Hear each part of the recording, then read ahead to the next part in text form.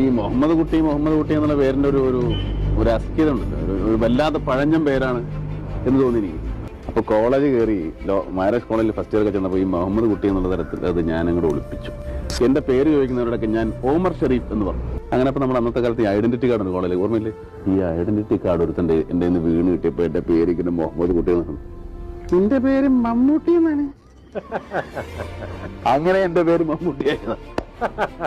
ശശിധരൻ എന്ന് പറഞ്ഞിട്ട് ഒരു ഫ്രണ്ടാണ്. അവനിപ്പോ എവിടെയാണാവോ? അവിടെ ഇരിപ്പുണ്ട്.